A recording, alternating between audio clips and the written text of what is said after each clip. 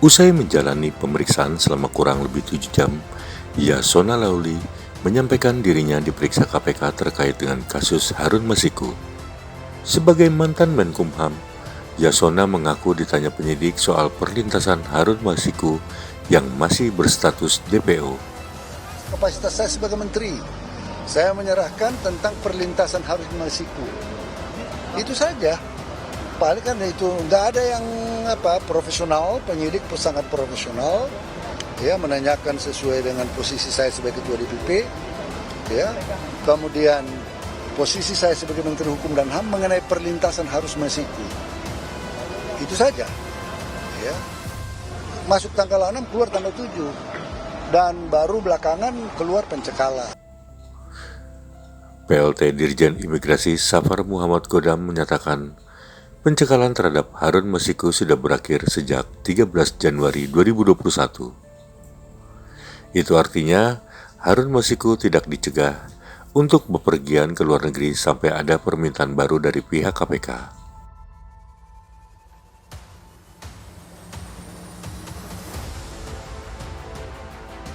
Berakhir 11 Januari, 13 Januari 2020. Kita melakukan pemantauan, tetap melakukan pemantauan dan koordinasi apabila ada informasi tersebut. Namun kewenangan tersebut adalah kewenangan daripada instansi pemohon yang menangani kasus tersebut. Terakhir komunikasi berdasarkan surat dari kita mempertanyakan kembali status daripada pencegahan Harun Masiku dengan surat pada tanggal 11 Desember 2024. Namanya tidak dicegah. Berarti orang ini tidak dicegah untuk bepergian ke luar negeri. Menanggapi hal itu, juru bicara KPK Tessa Mahardika dalam keterangan resminya menyebut tidak diperpanjang dan tidak berbatas waktu. DPO itu di dalam negeri, Red Notice untuk penegak hukum internasional atau Interpol. Ya, sebagaimana yang rekan ketahui bahwa saudara YL telah hadir kemarin untuk pemeriksaannya. Yang bersangkutan dimintai keterangan dan pengetahuannya atas surat dari DPP PDIP pada Ketua Mahkamah Agung Republik Indonesia perihal permohonan fatwa MA terhadap penafsiran yang berbeda oleh KPU terkait pandangan atau tindak lanjut atas suara caleg yang meninggal dunia. Jadi informasi yang dibagi oleh penyidik perihal kenapa beliau dipanggil adalah sebagaimana yang tadi sudah saya sampaikan.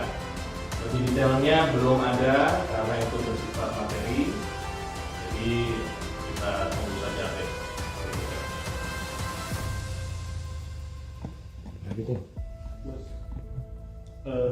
Soal fatwa ini berkaitan nggak sih, kan dulu KPK pernah bilang kalau ada modus serupa yang seperti Harun di daerah lain pas 2019. Apakah ada kaitannya yang diminta oleh KPK itu fatwa soal daerah pilihnya si Harun atau daerah pilih di daerah-daerah lain? Yang ditanyakan kemarin itu, kalau saya tidak salah, hanya spesifik untuk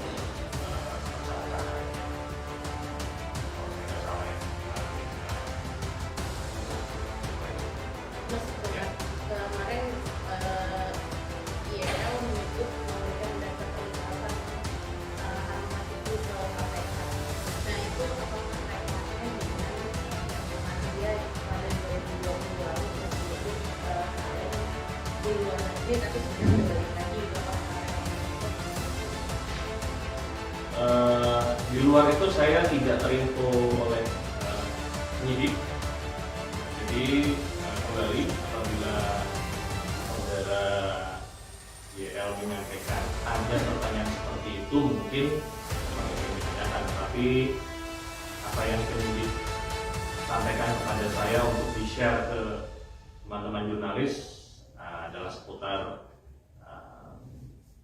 keterangan maupun pengetahuan beliau terkait surat yang tadi sudah